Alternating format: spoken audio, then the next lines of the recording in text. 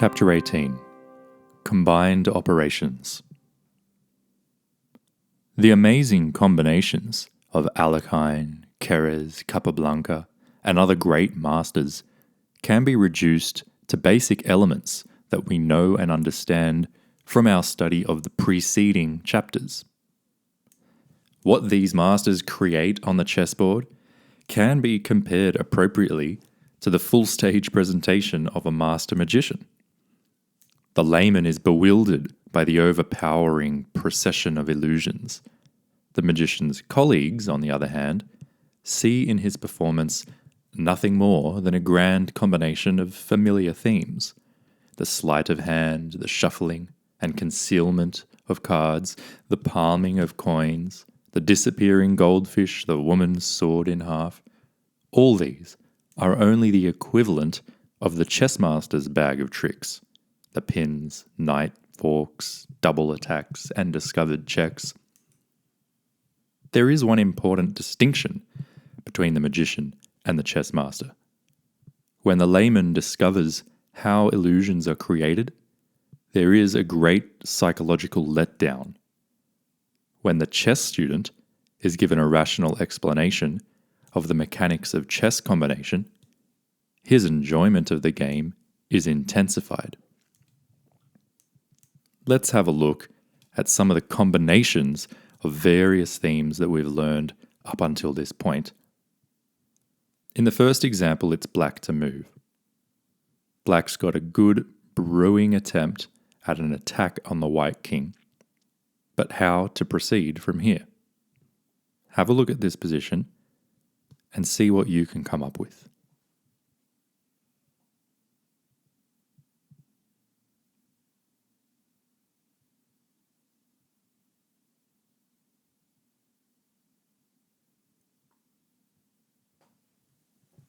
The basis of this combination is to understand the power exerted by the rook and the queen against the f2 square, as well as to understand how the back rank could become very vulnerable in various potentialities. The most forcing move here is knight h3 check. Now, there are a couple of options, but they're all bad for white. Of course, if king f1, then queen f2 is an immediate checkmate. And if king h1, then knight takes f2 check, followed by knight takes queen, is a very sufficient way for black to continue. The only other option, if white wants to take the knight, is rook takes h3. But in that case, there's queen takes queen, which forces rook takes queen. And here we see that vulnerable back rank allows black to give a checkmate. Therefore, after knight h3, the only real option is for white to capture the knight with the pawn, g takes h3.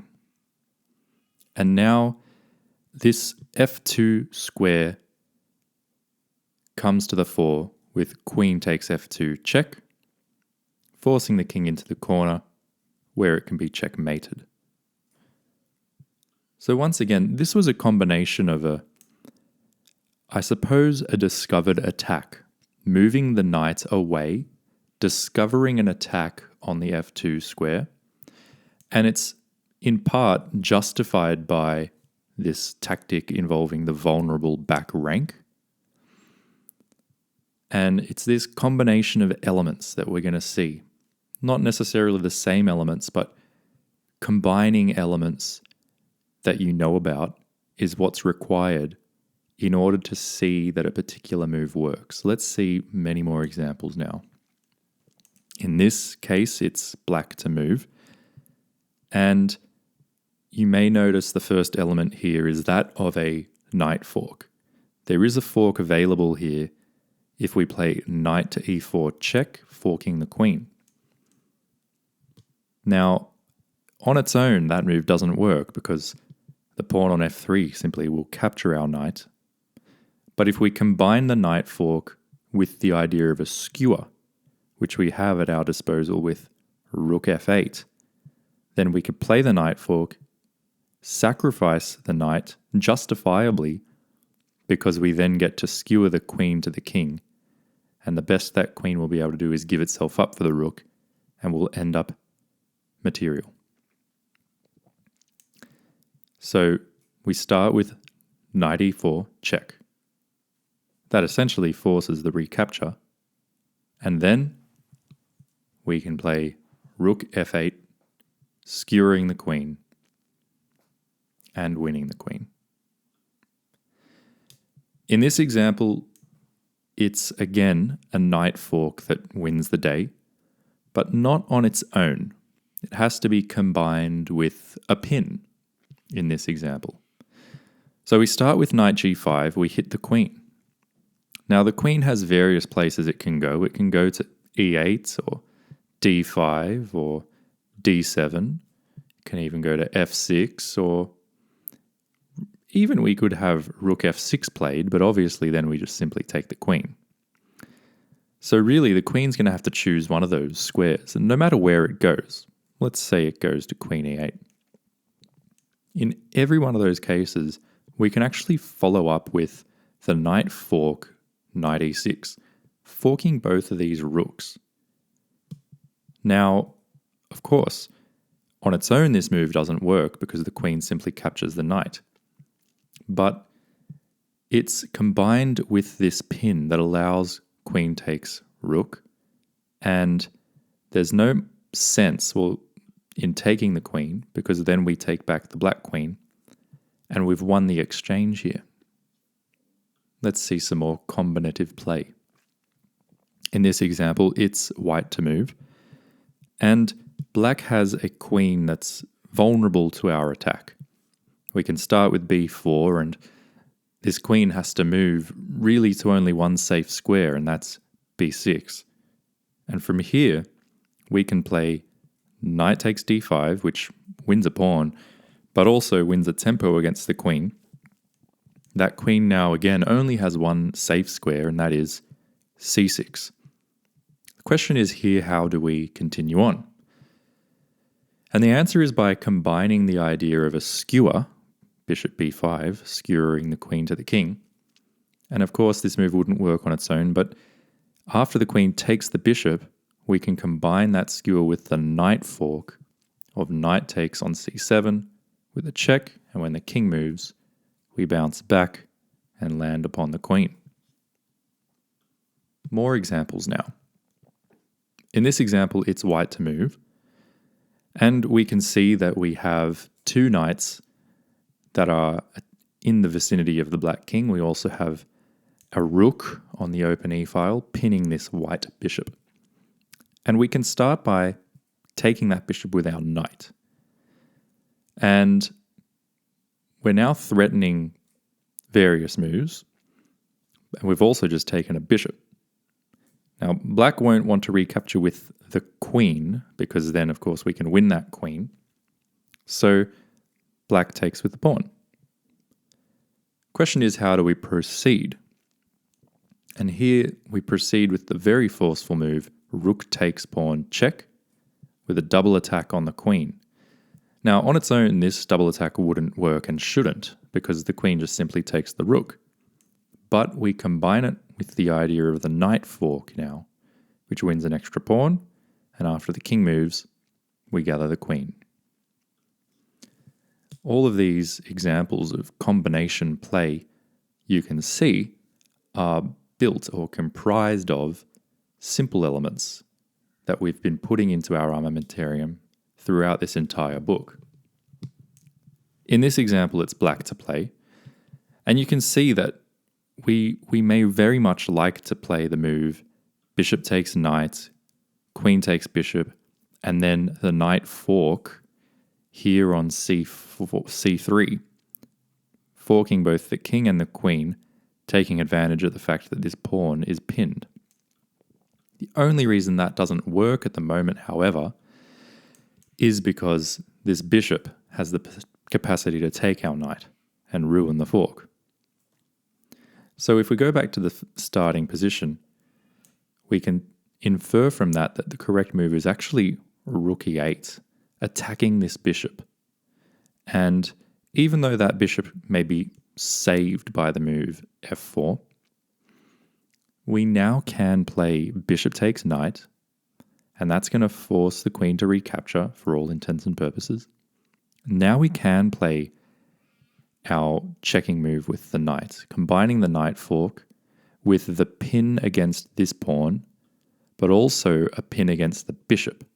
Now the bishop can move and take the knight, but in doing so allows us to capture a queen.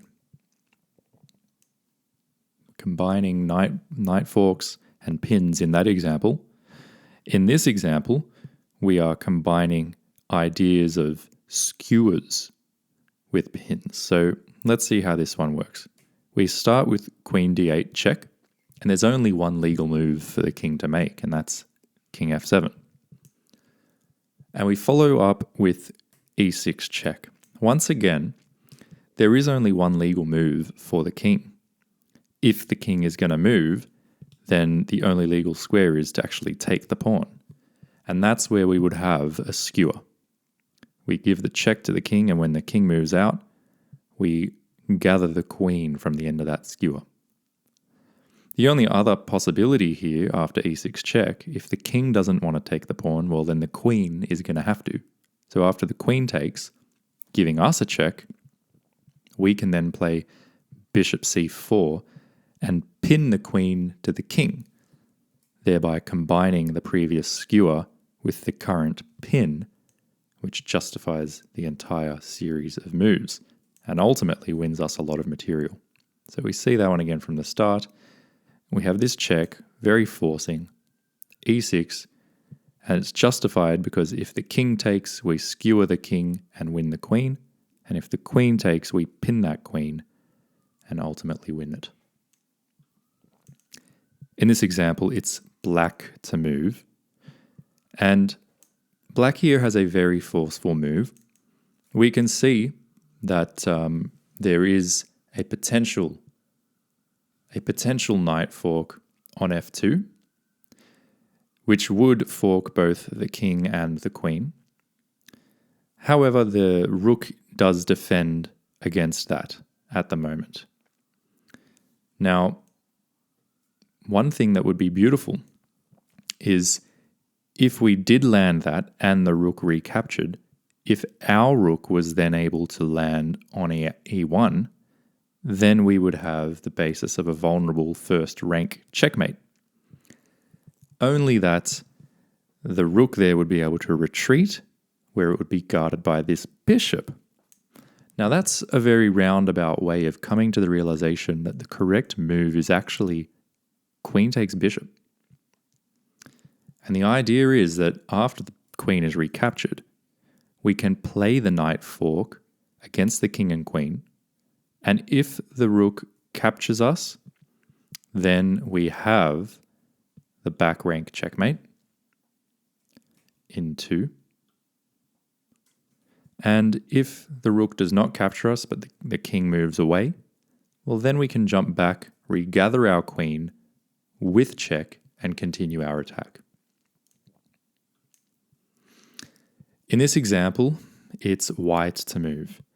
And once again, this relies on a combination of different fundamental themes. Here, we're going to work with the idea of a uncovered attack, as well as a pin, in order to make a very lethal attack occur. And it starts with queen takes knight. The idea being that once the queen is recaptured, our rook can capture the rook up on a8 with check. Now, in this case, black doesn't want to defend with the queen because we then just regather our queen at the very least. And if they block with the bishop, now we have the beautiful move bishop d5, pinning the queen to the king. If the queen takes our bishop, we get to take the other bishop, and it's actually a checkmate. So it's a combination of all of these factors that really allows this to come to light. In this example, it's white to move. And this is one of those amazing examples where we're combining ideas of queening combinations with ideas of skewers and pins and knight forks to actually come up with this incredible move, queen b5, seemingly just sacrificing an entire queen. But if our queen is accepted, then we get to create a queen with our new passed pawn that's now become a queen, giving a check and forcing the king to f7. We continue the combination now with queen takes knight, check, and once the king recaptures, our knight jumps away to c7, forking the king and queen. We thus regather the queen. And that's quite a beautiful combination. We end up with a knight. Now, as per Stockfish, this position is slightly better for black, in fact. And in actual fact, objectively speaking, the best move here for white is knight b4, attacking the queen. Now, the queen cannot touch our passed pawn, for if it does, we gather the knight with check, and now we're winning. So instead, also the knight can't take this pawn because then we gather the queen.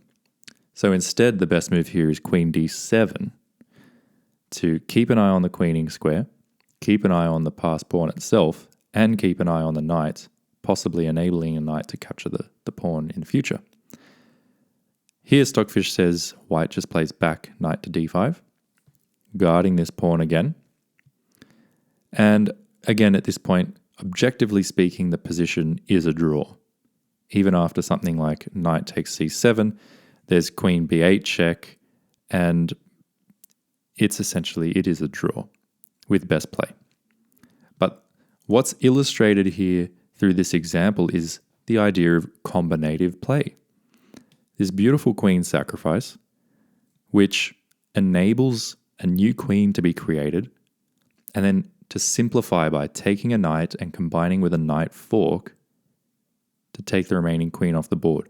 In practical terms, white might feel more confident here because they have a piece that's more mobile than black's pawns. And regardless, hopefully from this example, we've learned to see yet another pattern of combinative play. Let's go on and see some more. In this example, it's white to move. And you can see that white has an attack toward the black king, more so than black attacking the white king. We have this rook on the f-file, essentially pinning this pawn. And how do we add pressure to this pawn? Well, we can play the move e6, threatening now to win that pawn. Now, black can defend with a move like rook b7, but we can add even more pressure, exploiting this pinned pawn, with queen g6. Can't be taken. Now, f6 can be played, but in response to f6, we can now make use of skewers. We can play rook takes pawn check, which essentially forces the bishop to recapture the rook. We then recapture the bishop with check. And at this point, after king e8, we have queen h8 check, forcing the king forward. And after he moves forward, we have another check, forcing the king off this 7th rank. And we've skewered the king to the rook, and we'll win that rook and end up in a winning position. Now, it's also possible that here the king might have played to g8. But in that example, we would be able to push our passed pawn forward, creating even more hassles for the black side. In this case, it's black to move. Have a look at the position. There's the potential here to combine various weapons to create some very powerful moves. And the way to start is actually rook takes a knight on h2, check, forcing the rook to recapture. And then we can recapture, forcing another recapture. And the whole point of this has been that now we can land a knight fork on f3. And if the rook takes our knight, then we win a queen. And there's actually nothing better for white to do than that. In this example, again, we're going to combine forceful moves in order to both land a knight fork and then ultimately, as a result of the knight fork, to create or to remove the guard of a piece that was defended so that it will no longer be defended. And this all starts with queen takes knight. Now, after the queen is recaptured, we can play rook takes rook, forcing the king to recapture, because we can see there that we have a knight fork on c6, checking the king and hitting the queen. Now, after our knight is recaptured there, the point is unveiled. We've removed the guard of this knight, and we can play bishop takes knight. It's very complex. Let's look at it again.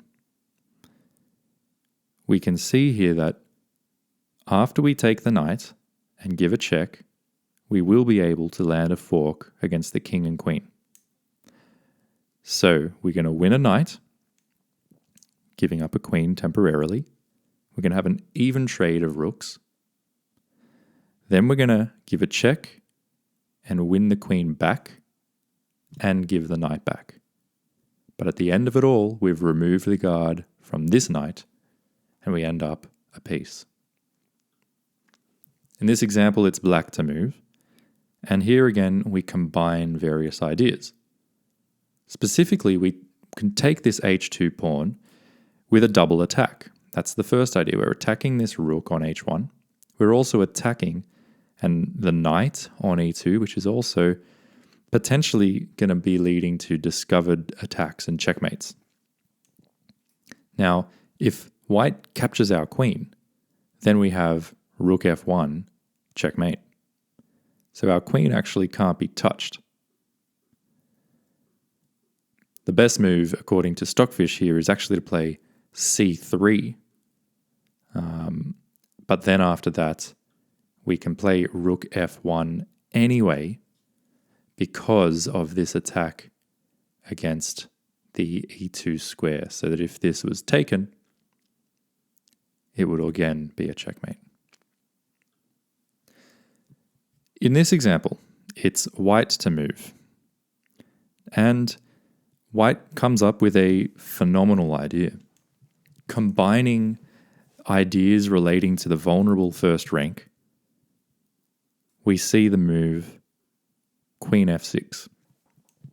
This move is incredible because after something like queen takes c3, just winning the pawn, white can actually play queen to g2, which would be a checkmate, except that the bishop here can capture our queen.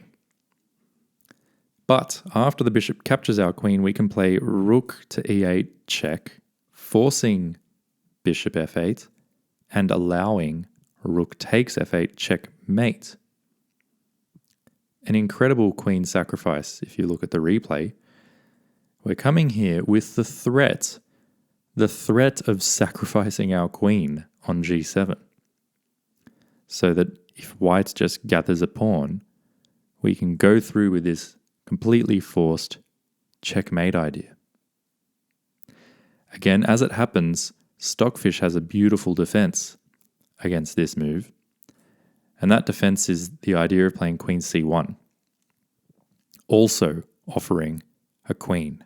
Now, as white, we can take this queen with the rook or with the bishop, and in both cases, black comes out a lot better if we do that. In fact, here as white, we're best off taking this bishop. And then if black takes our queen, we can take black's queen, and the game goes on essentially very close to even. But as it happens, after queen takes c3, that's a great mistake because we see the combinative play here where we now combine this threat of a checkmate with the back rank checkmate idea between the rook and the bishop. In this one, it's white to move, and you might see a couple different ways to win this game, and that's completely fine. One option is rook g8, the idea being that if the queen recaptures, then there's knight e7 check, which forks the queen. However, there is a better move, or a more direct way to win the game, and that is by queen d6, which just immediately threatens checkmate on the next move. So this forces black to defend the c7 square, which they can do by moving the queen across to d8.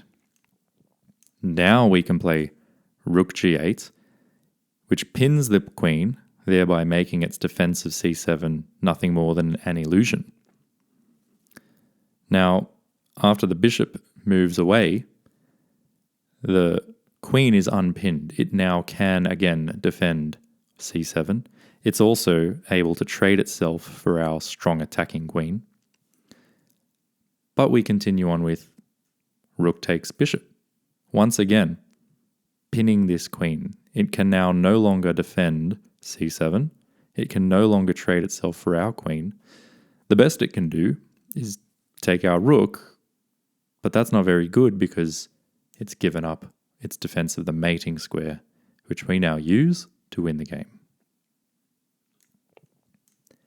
In this example, it's white to move. And here, white has the idea of a discovered check. And that comes in the form of bishop to d6. Not only is it a discovered check, but it also unveils a pin against the black queen, which can now no longer move. So this queen cannot take our bishop, which means we're attacking this queen. Now, if black wants to try and defend the queen, it could be done. It could only be done with king g7. And now we combine the discovered check and the pin with a knight fork that hits the king and the queen, forces the king to make another move. Now we're able to take this queen with check, and the best black can do is take our knight. But in so doing, black allows bishop f7 check, and we are chasing this king into our own territory, and then it's going to be able to deliver a checkmate on f4. In this example, it is again white to move. Can you find a way to combine various tactical motifs and themes that we've learnt along the way in order to win a lot of material here?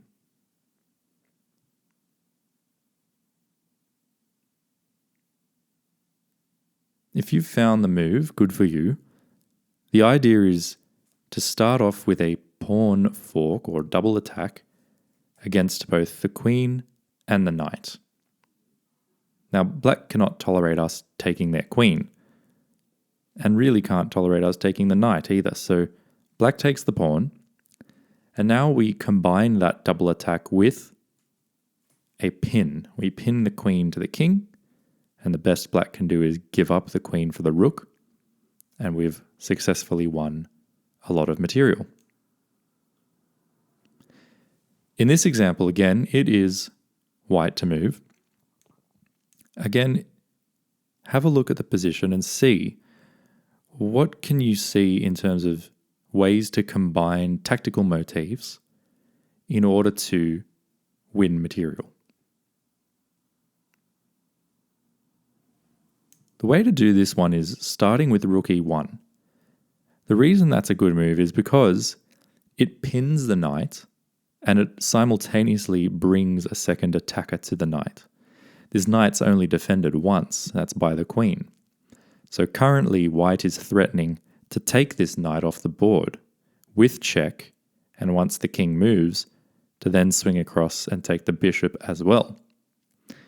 And there's really only one way, one viable way, if you can even call it that, for black to defend the knight, and that's by d6. However, in playing d6, black's given us now the opportunity to combine this pin with another combinative idea, and that is the double attack. And that comes in the form of queen b5 check, which also hits this bishop, such that after bishop d7, the queen can slide across and we've won a piece. That is the end of this chapter on combined operations. In the next chapter, we are going to be looking at the designs for checkmate. We'll see you then.